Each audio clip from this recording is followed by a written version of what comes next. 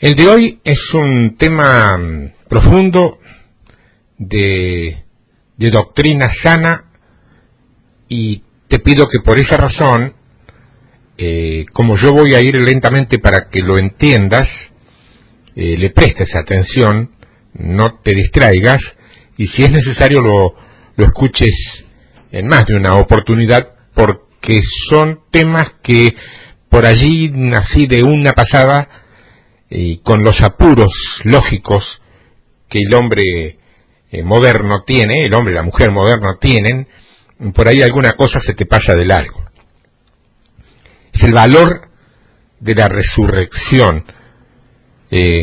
Vos sabés que es maravilloso que Romanos 3 nos diga que somos justificados gratuitamente por la sangre de Jesús, y que Romanos 4 continúa diciendo que por causa de que fuimos justificados, Jesús resucitó.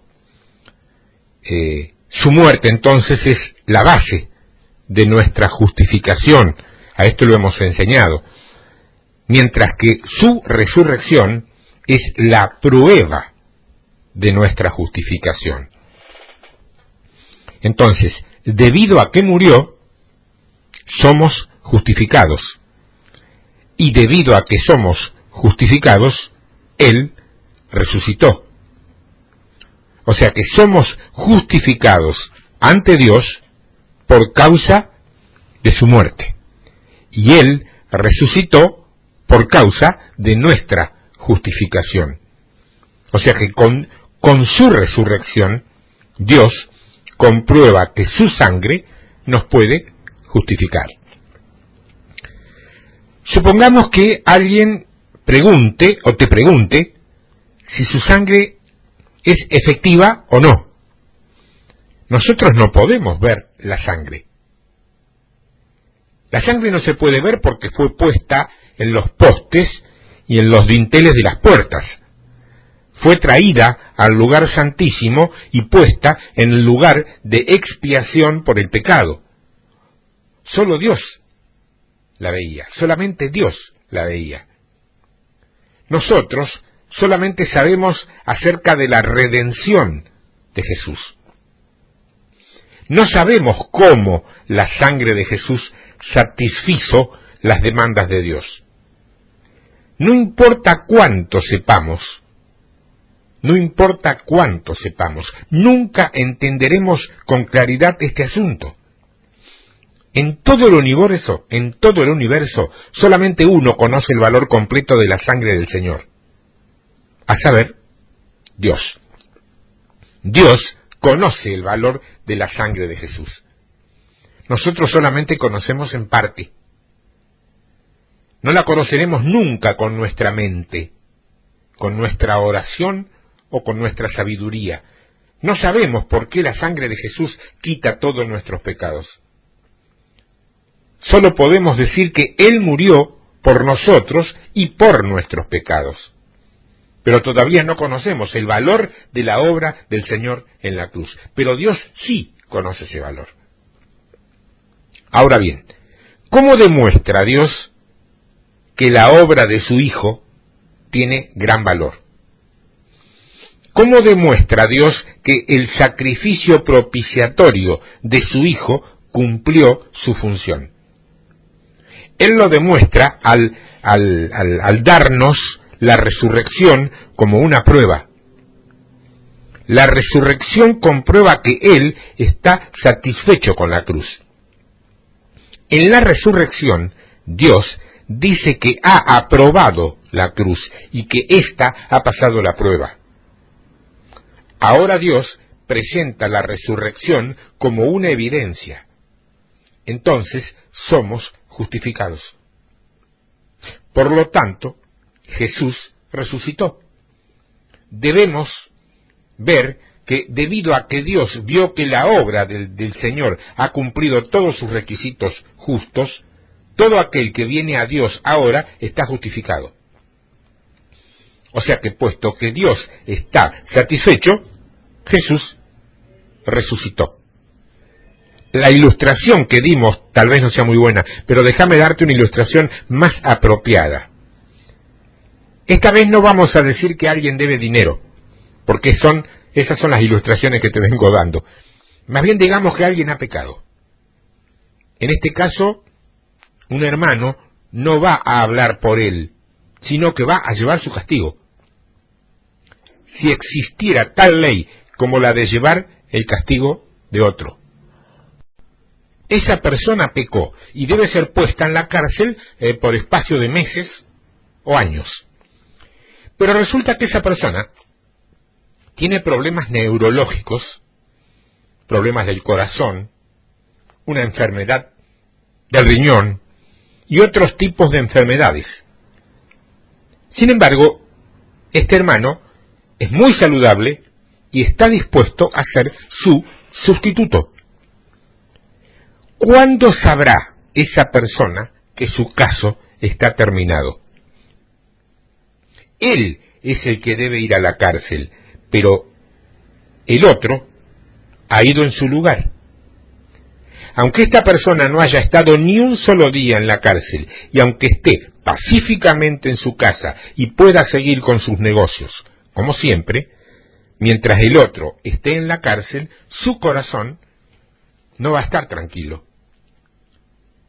Le preocupa que algún día el juez diga que el otro no puede ser su sustituto y que él tendrá que ir a la cárcel.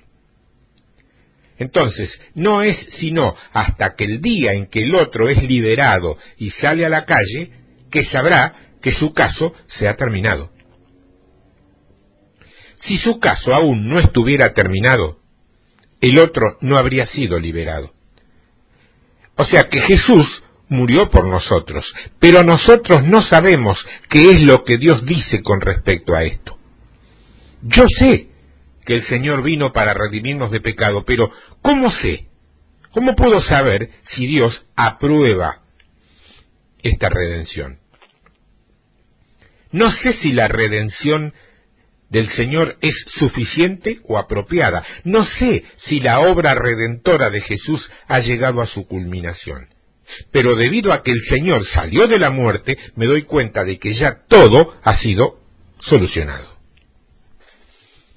Cuando realizás, por ejemplo, una operación bancaria y depositas un dinero, o quedás esperando con un dejo de angustia, a ver cómo resultará esa transacción. ¿Nunca te pasó que depositas algo que va como pago a alguien y hasta que ese alguien no te avisa que recibió el pago vos estás allí, pendiente a ver qué pasó? No es que no confíes en los bancos. Bueno, en mi país por ahí hubo un tiempo en que no podíamos confiar en los bancos. No se trata de falta de confianza en el banco, sino de una duda natural, lógica. Es decir, el fantasma de algo incorrecto o de algún billete falso se te agita en tu mente y te fastidia un poco.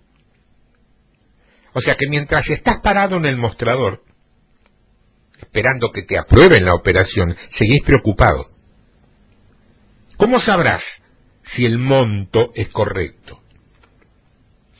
¿Cómo sabrás si todos los billetes que entregaste eran verdaderos? ¿Cómo sabrás si todas las fichas, los papeles, los documentos que llenaste y escribiste eran correctos?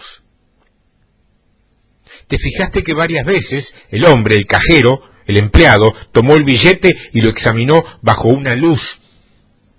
Hay luces ultravioletas que son para detectar billetes falsos.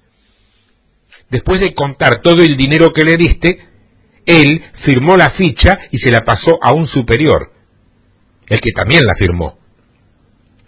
Esa ficha después fue pasada a otro hombre sentado en otro escritorio frente a él que también la firmó de nuevo.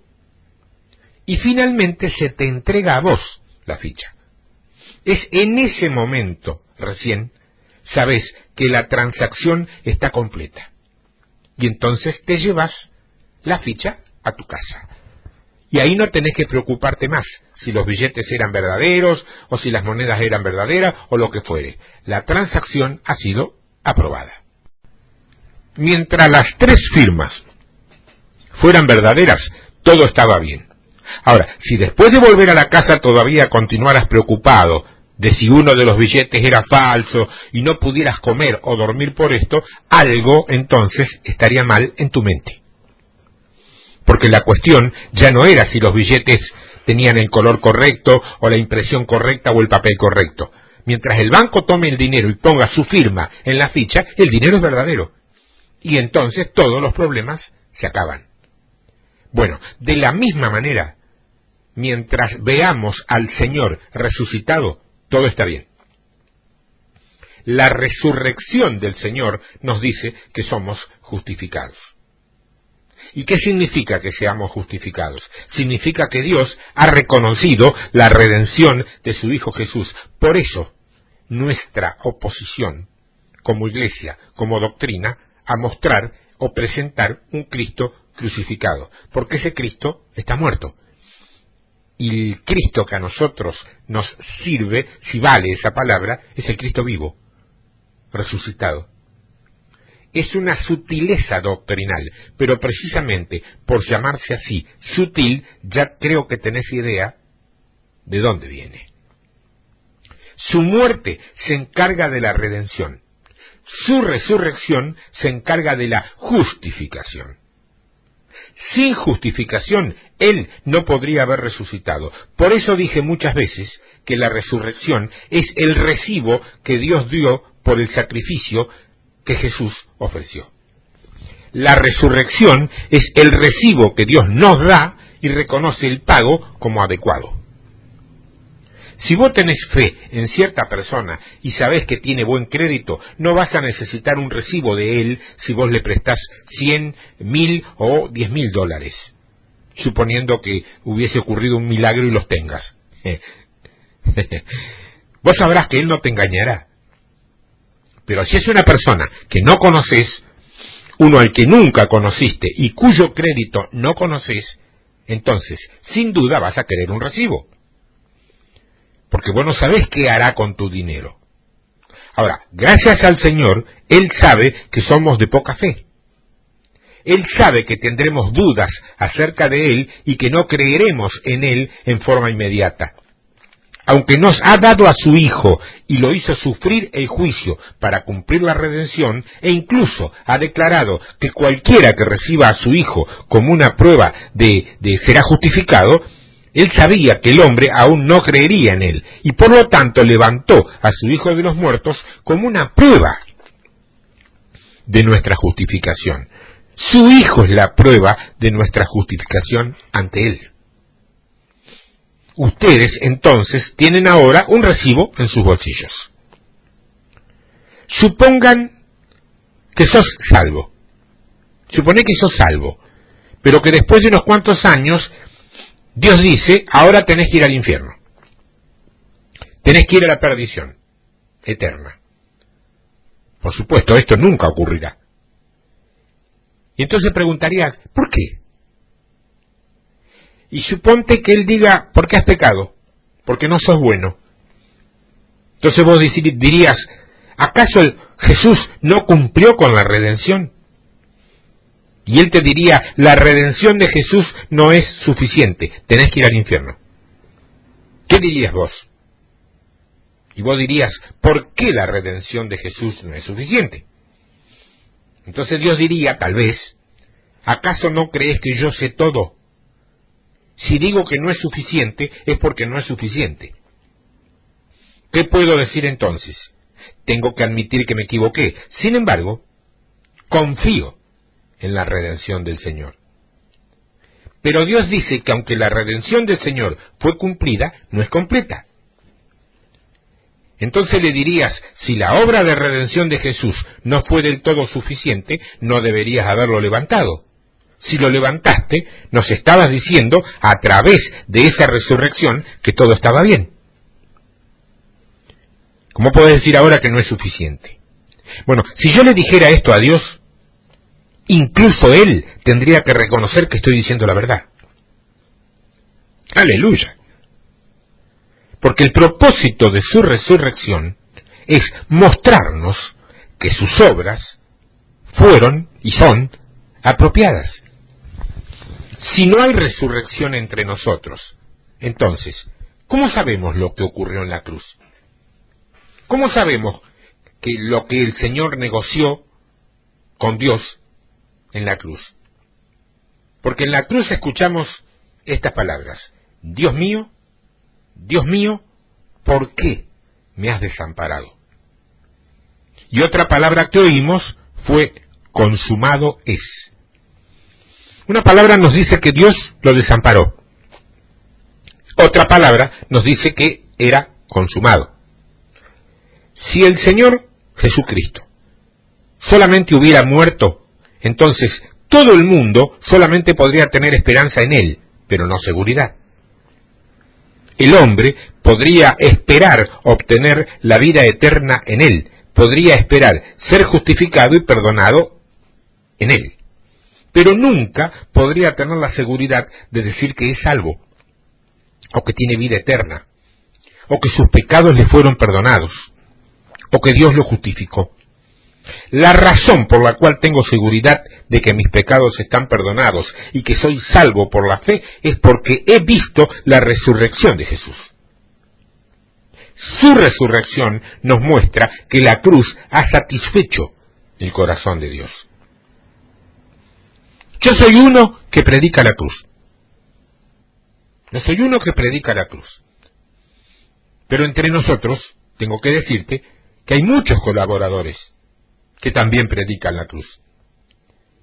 En la actualidad, somos los que creen en la cruz. Creemos que su muerte nos ha salvado. Él no murió para sí, por el contrario, Él murió para redimirnos. Pero déjenme hacerle una pregunta entonces. ¿Pueden encontrar en la Biblia un versículo que diga que debemos creer que Jesús murió por nosotros? ¿En qué parte del Nuevo Testamento dice que debemos creer en la muerte del Señor? No existe eso. Y créeme que esto es muy extraño, porque no hay ni siquiera un versículo en todo el Nuevo Testamento que nos diga que debemos creer que el Señor murió por nosotros. Ojo, no me malentiendan, ¿eh? Por eso te decía que lo escuché con cuidado. No me malentiendan y tampoco piensen que desprecio la obra de la cruz. No, estoy a favor de la obra de la cruz, pero debemos prestar atención a la palabra de Dios escrita en la Biblia. No hay ni un solo lugar en el Nuevo Testamento que diga que debemos creer que Jesús murió por nosotros. Hay un sinnúmero de lugares en la Biblia que nos dicen que Jesús murió por nosotros y por nuestros pecados. Pero no hay ni uno que diga que debemos tomar su muerte como el objeto de nuestra fe. El Evangelio de Juan nos dice que tenemos que creer, pero no dice nada acerca de creer en la cruz. Solamente habla de creer en el Señor. Y también hay otra cosa que es igualmente extraña.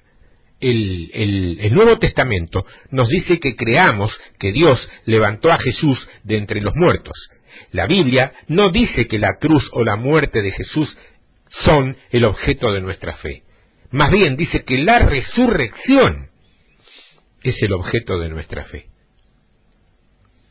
Yo creo que todos conocemos el versículo que está en Romanos capítulo 10, verso 9, ¿no es cierto? Ese que dice que si confiesas con tu boca a Jesús como Señor y crees en tu corazón que Dios le levantó de los muertos, serás salvo. Ahora, ¿por qué la Biblia no nos pide que creamos en la cruz del Señor? ¿Y por qué sí nos pide que creamos en su resurrección? ¿Por qué la Biblia nunca nos pide que creamos en la cruz de Jesús? Más bien nos pide creer que Dios lo levantó de entre los muertos. Hermanos, hermanas, debemos considerar con cuidado esto un poco, porque esto es muy importante. Si dependiera de nuestra lectura bíblica, pensaríamos que la cruz es la cosa más importante y que debería haber por lo menos una palabra que diga que debemos creer en la muerte del Señor, en la cruz. Pero no hay nada de esto. Ahora, ¿por qué es así? Un hermano puede responder que si Cristo no hubiera resucitado, nuestra fe sería vana. Es verdad que dice 2 veces en 1 Corintios 15 que si Cristo no hubiera sido levantado, entonces nuestra fe sería vana. Pero esta palabra no nos ayuda a resolver el problema. Por el contrario, agranda nuestro problema. Si no existe la resurrección, nuestra fe es vana. Por lo tanto, la resurrección es algo que debemos creer. Sabemos que la redención es un asunto entre Dios y Jesús. No es la demanda de Dios sobre el hombre. La redención no es algo que el Señor hizo para satisfacer el corazón del hombre. Consiste en el hecho de que Jesús satisfizo la demanda de Dios en cuanto a la santidad, la justicia y la gloria. La muerte del Señor y la obra redentora que Él cumplió son transacciones que ocurrieron entre Dios y Jesús. No es algo que suene como el objeto de nuestra fe. La base de nuestra fe consiste en que Dios levantó a Jesús de entre los muertos. Por lo tanto, hoy día nuestra fe no está en la sangre de Jesús, la cual nos redime de todo pecado. Nunca podremos entender por completo este asunto. Incluso gente espiritualmente en alto nivel, que conoció a Dios muy bien, ha dicho que no sabía cuánto valor hay en la sangre de Jesús. Incluso se ha dicho que cuando iba ante Dios solamente podía orar: Dios, no sé cuánto vale la sangre de tu Hijo ante ti, pero pido que todo el valor de la sangre de tu Hijo sea revelada en mí. Es una oración hecha por gente que está en cierto nivel espiritual. La sangre del Señor vale tanto que, aunque hable mucho, no podría recibir todo lo que Él ha hecho, y su obra estaría limitada por mi hablar. Nosotros no conocemos el valor de la sangre, pero sí conocemos el valor de la resurrección. La sangre del Señor satisfizo la demanda de Dios, pero no sabemos cuánto se demandaba. Pero sí sabemos cuánta satisfacción trae. No sabes cuánto debías. Tal vez debías 10 talentos o tal vez 10 millones de talentos. Pero sí sabes que la muerte del Señor es suficiente para salvarte. ¿Y cómo es que sabes esto? Y eso es porque Él ha resucitado. Yo no confío en si el dinero que deposito en el banco es suficiente o no. No confío en esto. Tampoco tengo que confiar en si todo el dinero que deposité era verdadero. En lo que confío es en que Dios no me va a dar un recibo falso. ¿Se entiende? Aún si la redención del Señor estuviese mal, cualquiera que fuese el error, Dios nunca daría un recibo equivocado. Por tanto, aunque no sepa cuánto la sangre ha alcanzado la demanda de Dios, yo sé que ha satisfecho su demanda por su recibo. Si el Señor no ha satisfecho a Dios, Él no lo habría resucitado. Por lo tanto, vos podés creer de la manera más ignorante. No tenés que preguntar si la sangre del Señor es suficiente o si la obra redentora de Jesús fue aprobada. Lo único que tenés que preguntar es si Dios levantó a Jesús o no. Y puesto que Jesús ha resucitado, lo único que vos tenés que hacer es creer. Nosotros creemos en la resurrección. Por esto la Biblia solamente nos exige creer en la resurrección, no nos exige que creamos en la cruz. La obra de la cruz solamente nos hace saber lo que el Señor ha hecho ante Dios. Lo que predicamos y creemos es la resurrección de Jesús. Esto incluye su muerte y su vida. Una vez que veo el recibo, sé inmediatamente que la cantidad es adecuada y que todos los billetes son verdaderos. Entonces, esta noche puedo dormir bien porque el Señor Jesús ha resucitado. Si Él no hubiera resucitado, aunque hubiera muerto para redimirnos, aún no podríamos dormir en paz. ¿Cómo sé que su sangre es suficiente? ¿Cómo sé si el problema del pecado está resuelto? Aleluya, lo sé porque hay resurrección. Debido a que somos justificados, Él resucitó. Así que creemos en su resurrección. No sé cuántos están aún preocupados por su salvación. No sé cuántos aún dudan y no están seguros. Pero cuando vos te preguntás si has confiado en Jesús, podés decir que sí, ya has confiado. Cuando te preguntás si crees que Jesús murió por vos, también podés decir que sí. Pero aún tenés una pregunta en vos. Tal vez pensés que creer en Jesús no sea suficiente para perdonar tus pecados. O sea, crees que aún tenés que hacer algunas buenas obras. Tal vez pensés esto y aquello, pero solamente tenés que saber una cosa. ¿Por qué Dios levantó a Jesús? ¿Por qué Dios entregó un recibo? El hecho de que Dios está dispuesto a entregar un recibo prueba que el monto que vos has depositado está correcto, está bien, alcanza, cubre. Cuando Dios levantó a su Hijo de los muertos, probó que la redención que su Hijo cumplió era justa. ¿Por qué? Porque Dios no puede hacer nada injusto. La resurrección prueba que la obra de Jesús es efectiva ante Dios. Es por esto que el Nuevo Testamento subraya tanto que creamos que Dios levantó a su Hijo de los muertos, porque eso es lo que dice que debemos creer y que como consecuencia de creer eso, seremos salvos. Los dos versículos que mencionamos anteriormente en 1 Corintios 15 son sencillamente preciosos. El versículo 14 dice: y si Cristo no resucitó,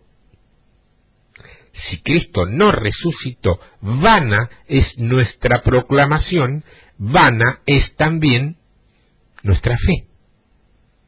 Y después el versículo 17 dice: y si Cristo no resucitó, nula es vuestra fe.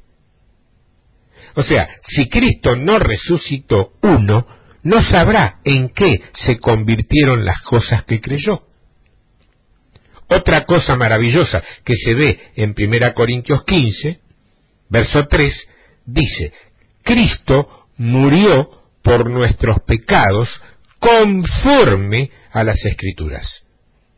Pero en el versículo 17 dice: si Cristo no resucitó, aún estáis en vuestros pecados. Si Cristo no resucitó, no si Cristo no murió, si Cristo no resucitó. ¿No se contradicen estos dos versículos? Porque el versículo 3 dice que Él murió por nuestros pecados. Eso significa que Él resolvió el problema de nuestros pecados. Entonces, ¿por qué el versículo 17 dice que si Cristo no resucitó, aún estaremos en nuestros pecados? Este versículo es muy singular, muy peculiar.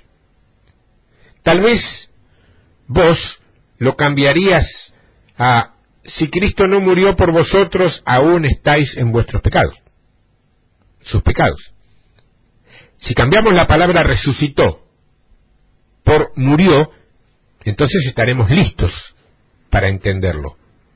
Puesto que Cristo murió por nosotros, ya no estamos en pecado. Pero, si el versículo 3 dice que Cristo ya murió por nuestros pecados, ahora el versículo 17 dice que sin la resurrección de Cristo aún estamos en pecado. ¿Qué significa esto? Amigos míos, hermanos míos, el asunto está muy claro. Por un lado, Cristo murió por nuestros pecados, pero ¿cuántos sabemos que ya no estamos en pecado? ¿Y cuándo sabemos que hemos sido liberados del pecado? Lo sabemos cuando Jesús resucitó.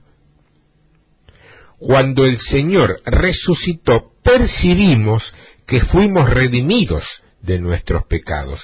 Tenemos entonces que distinguir claramente entre estas dos cosas.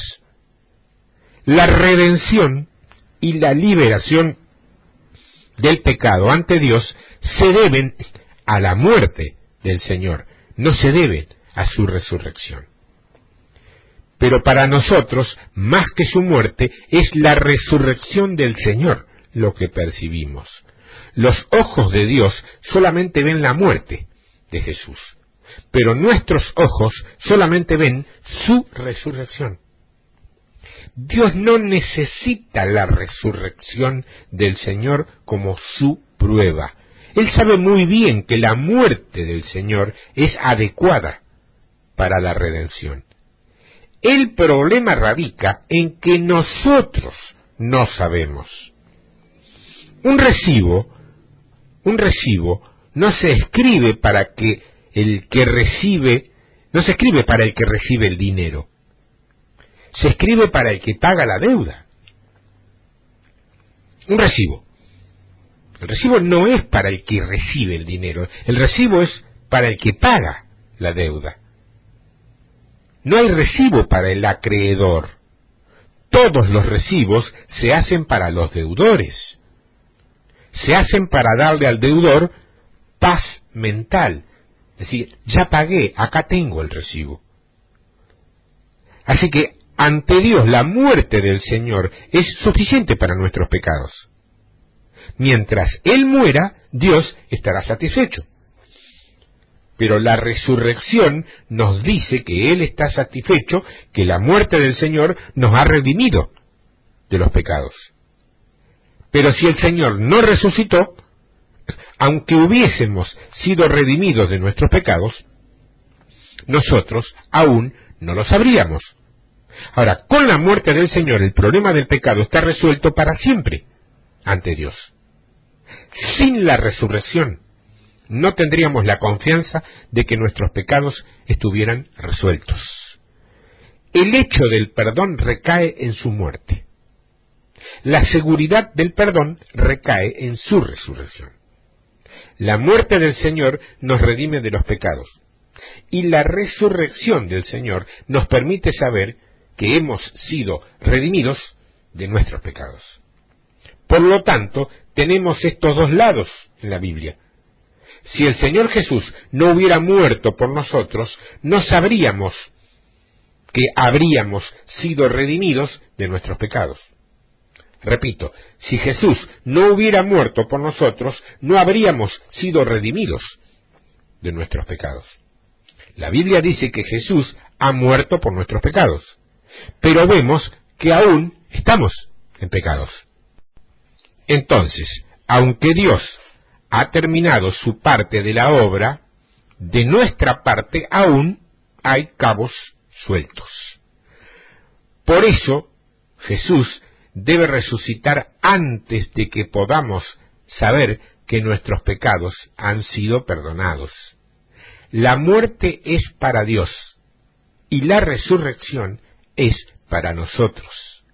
La muerte es la demanda de Dios y la resurrección es la de los pecadores.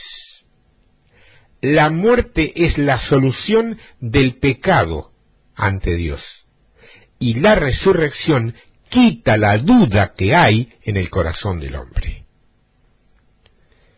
Con la muerte, el registro del pecado es eliminado. Con la resurrección percibimos la prueba del perdón y un veredicto de no culpable. Gracias al Señor por la resurrección. Pero, ¿qué sucede cuando uno viene a Dios y se pregunta si es salvo o no? Tal persona tal vez haya creído en Jesucristo, pero aún se pregunte si realmente es salvo. Ahora, ante Dios, el recibo ya se hizo. Si tal persona sigue dudando, es porque quiere hacerlo, no porque tenga motivos. Si Jesús resucitó, entonces nuestros problemas ya están resueltos. Por favor, acordate de estos 3 pasajes. Romanos 4:25, Romanos 10:9 y 1 Corintios 15:17. Romanos 4:25, Romanos 10:9 y 1 Corintios 15:17. Estos 3 versículos nos muestran lo que la resurrección cumplió por nosotros objetivamente. Hasta ahora hemos visto varias cosas. Hemos abarcado el pecado, la ley, la gracia, la justicia de Dios, la obra lograda por la muerte de Jesús y la obra cumplida por su resurrección. Entonces un hermano pregunta, ¿qué significa la primera carta de Juan, capítulo 2, verso 2? ¿Qué significa? Mira, yo respondería de la siguiente manera. La palabra pecados, de la frase los pecados de todo el mundo, en algunas versiones, vos sabés que no está. Algunas versiones dicen, y Él es la propiciación por nuestros pecados. Y no solamente por los nuestros, sino por los pecados de todo el mundo. Si tal es el caso, entonces todo el mundo ya habría sido salvo porque Jesús se convirtió en la propiciación por los pecados de todo el mundo. Pero en griego debe decir, y Él es la propiciación por nuestros pecados, y no solamente por los nuestros, sino también por los de todo el mundo. Entonces, para que un lector del Nuevo Testamento pueda entender la redención del Señor y que Él es el sustituto, primero tiene que conocer la diferencia entre nosotros y nuestros pecados, o sea, entre el pecador y los pecados del pecador. Segundo, debe conocer la diferencia entre todo y muchos. Y tercero, debe conocer la diferencia entre el pecado y los pecados. Existen diferencias entre los 3 pares de cosas. Nosotros y nuestros pecados. Todo y muchos y pecado y pecados. La Biblia dice muchas veces que Jesús murió por todos, pero no dice que el Señor Jesús murió por los pecados de todos. 2 Corintios 5:14 dice, uno murió por todos, por consiguiente, todos murieron. Pablo no pudo decir que debido a que uno murió por los pecados de todos, luego todos murieron. Lo cierto es que Jesús murió por todos, pero Él no murió por los pecados de todos.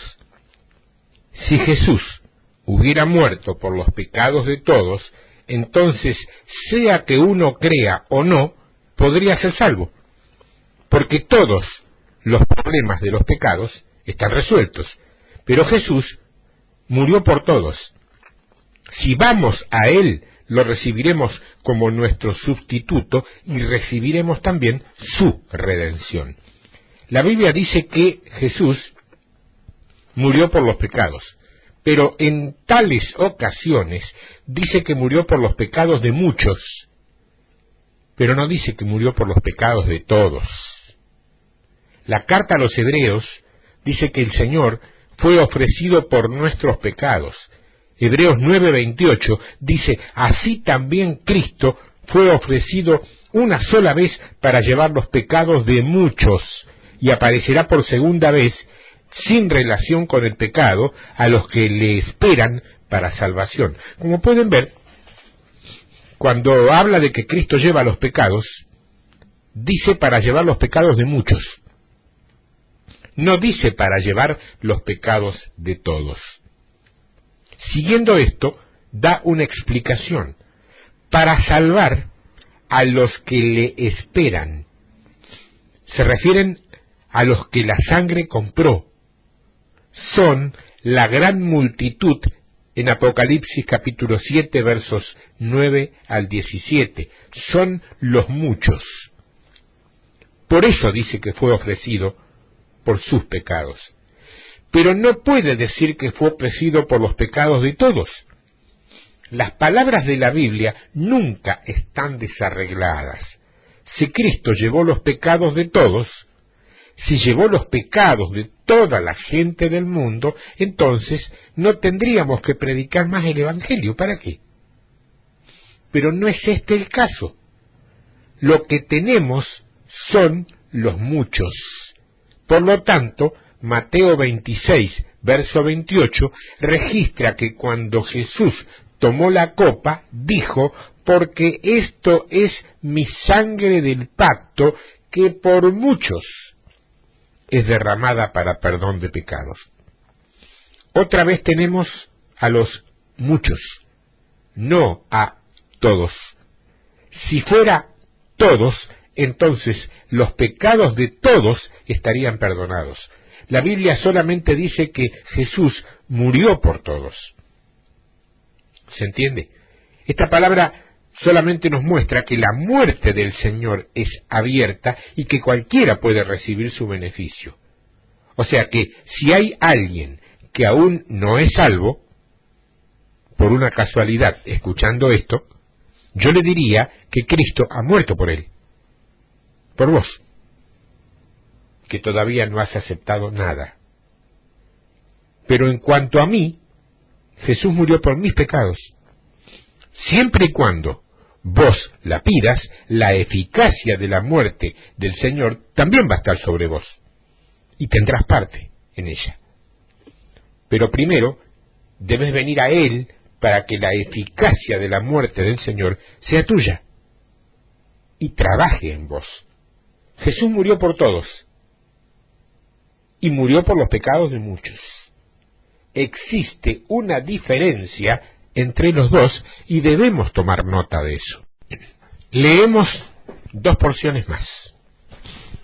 Romanos capítulo 5, versos 18 y 19 dice: así que, como por la transgresión de uno vino la condenación a todos los hombres, de la misma manera, por la justicia de uno vino a todos los hombres la justificación de vida, porque así como por la desobediencia de un hombre los muchos fueron constituidos pecadores, así también por la obediencia de uno los muchos serán constituidos justos.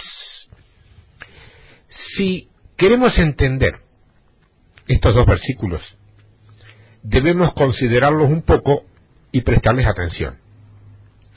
Los lectores bíblicos concuerdan que estos dos versículos son unos de los más difíciles del Nuevo Testamento. Entonces debemos prestar atención a las palabras. Primero, en el versículo 18 dice todos los hombres. Pero en el versículo 19 dice los muchos. Segundo, en el versículo 18 está la palabra griega eis, E-I-S, eis, que es equivalente a la palabra castellana para o hacia. Una versión tradujo esto como: por la desobediencia de un precepto vino la condenación sobre todos los hombres para condenación. Así también por la justicia de uno vino el don sobre todos los hombres para la justificación de vida. Esta no es una traducción exacta. El versículo podría traducirse, sí, como sigue: por la desobediencia para condenación de todos los hombres, así también fue por la obediencia para justificación de vida de todos los hombres. Ahora debemos prestar un poco más de atención a este asunto. El versículo 18 habla acerca de una transgresión y el versículo 19 habla acerca de un hombre. La transgresión denota el pecado de Adán. Y el único pecado de Adán condenó a todos los hombres. Esto significa que la única transgresión fue para la condenación de todos los hombres. ¿Has visto que bastaba con una sola vez? Es como decir que una vez que una persona gana una fortuna, está preparado para comprar muchas cosas. Una sola desobediencia trajo condenación a todos los hombres.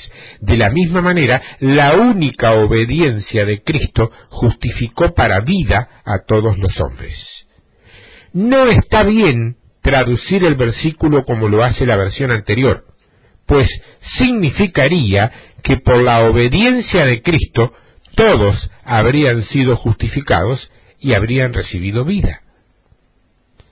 ¿Cuál es entonces el significado de eis traducido para en este versículo? Significa una preparación. Es como la impresión de billetes del gobierno en un banco central. Es una preparación que después se usa para intercambios. Incluso si todos vienen para intercambiar los billetes, el gobierno estará preparado. Entonces, el versículo 18 habla de todos los hombres. Esto significa que cualquiera puede recibir vida. Aquí no hay ningún problema. Pero el versículo 19 es diferente. Acá dice, porque así como por la desobediencia de un hombre los muchos fueron constituidos pecadores, así también por la obediencia de uno los muchos serán constituidos justos. Acá tenemos a los muchos. Por la desobediencia de un hombre, que fue Adán, los muchos fueron constituidos pecadores.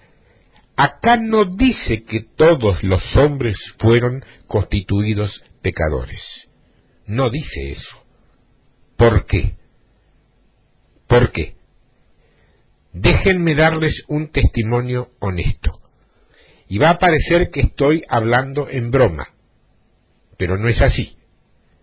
Hace años, cuando leí por primera vez acerca de la diferencia entre los muchos y todos, estaba un poco preocupado por el apóstol Pablo. Mientras estaba mirando el texto original, pensé que si Pablo usara las palabras como lo hicieron nuestros traductores, sería un desastre. Y estaba como orando allí. No pongas la palabra todos, sino muchos. Finalmente descubrí que sin duda era muchos. ¿Qué significa si decimos que por la desobediencia de uno todos los hombres fueron condenados? Esto significa que cualquiera que está en Adán es un pecador. No habría ningún justo. Y esto sería muy grave. Pero la oración siguiente sería mucho más grave. Por una sola obediencia, todos los hombres son justificados. Esto significaría que no se necesitaría predicar el Evangelio, porque todos serían salvos. Todos estarían justificados, porque ya hubo la obediencia de uno. No se menciona acá el asunto de creer o no creer, tampoco de recibir o no recibir. O sea, por la obediencia de uno, todos son salvos. Chao, listo.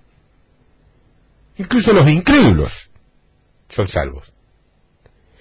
Pero, por supuesto, este no es el caso. Lo que dice aquí es que por la obediencia de uno, los muchos serán justificados, serán constituidos justos.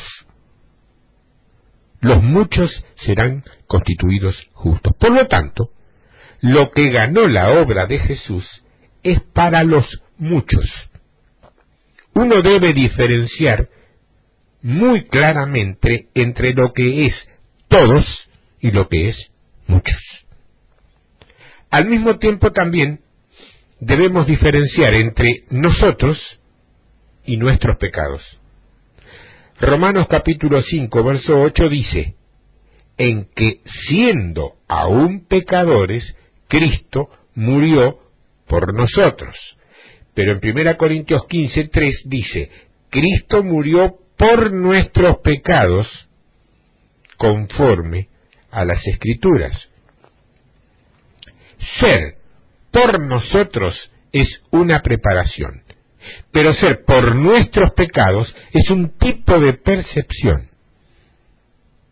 Aunque una persona no sea salva, aún puede predicar el Evangelio, pero solo puede decir que Dios envió a su Hijo para morir por nosotros. Esto es correcto. Esto es correcto. Pero solamente aquellos que han sido salvos pueden decir que Dios envió a su Hijo para morir por nuestros pecados. Esto se debe a que nuestra relación con Jesús tiene que ver con los pecados. Entonces podemos decir que Jesús murió por nuestros pecados. En la primera carta de Pedro, capítulo 2, verso 24, dice, quien llevó él mismo nuestros pecados en su cuerpo sobre el madero. Hay una diferencia aquí. Para un pecador, solo podemos decir que Jesús murió por él, pero no podemos decir que Jesús murió por sus pecados. ¿Te das cuenta lo que te digo? Yo sé que se mezcla un poco, que resulta por ahí bastante intrincado para escuchar, pero es necesario que lo escuches 1, 2 y 3 y tantas veces te sea necesario para que puedas entenderme lo que te estoy diciendo, porque yo no puedo modificar esto, porque es la única manera de explicártelo con claridad y no cayendo en las mismas confusiones que hemos caído la mayoría, y me incluyo, durante años. Una ilustración los va a ayudar a ustedes a entender mejor esto. Supongamos que yo he pedido prestado algo de dinero, y doy siempre la ilustración con el dinero porque hasta donde sé es la forma mayoritaria que tenemos de contraer o de tener deudas o de pagarlas. Supongamos que yo he pedido prestado una suma determinada de dinero, pero no puedo pagarlo. Entonces un hermano sabe que mi número de cuenta bancaria es, en el banco, es el número tal y tal. Supongamos que él va y deposita una cantidad de dinero en esa cuenta y después me escribe una carta, me manda un correo, diciendo que ha depositado una cantidad de dinero para mí en el banco y que ahora con ese dinero yo puedo pagar mi deuda. O sea, él ha pagado y se ha sacrificado para preparar ese dinero para mí. Pero déjame preguntar, ¿se aclaró mi deuda?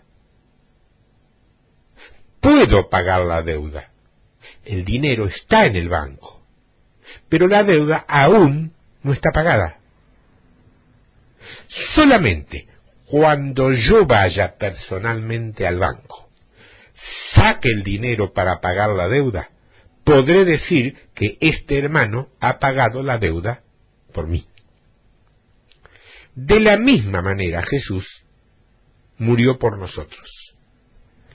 Esta muerte fue preparada para nosotros, pero solamente cuando recibimos al Señor podemos decir que Él murió por nuestros pecados.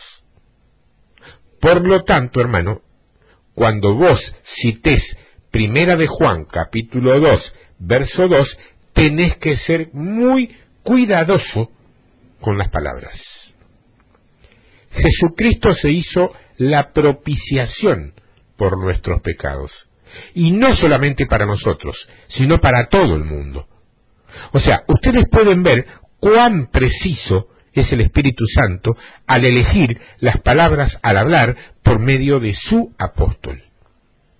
El Señor murió por nuestros pecados, pero la muerte del Señor no fue solamente para nosotros, sino para todo el mundo, para que todo el mundo pueda recibir esta muerte. Entonces uno debe ser muy cuidadoso aquí. No agreguen las palabras los pecados de a todo el mundo. Es lamentable que muchos no hayan visto esto. Nosotros no podemos agregar nada, absolutamente nada, terminantemente nada a la palabra de Dios. Pero tampoco le podemos restar nada. ¿Está claro? Finalmente todavía hay algo más que debemos notar. Y ese algo más es la diferencia entre el pecado y los pecados.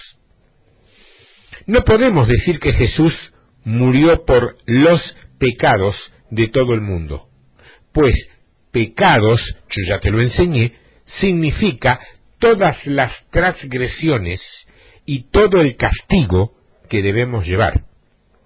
Si Jesús murió por los pecados de todo el mundo, entonces todas las transgresiones del mundo fueron quitadas. No importa si un hombre cree o no, es salvo. Pero la Biblia es muy cuidadosa al usar las palabras.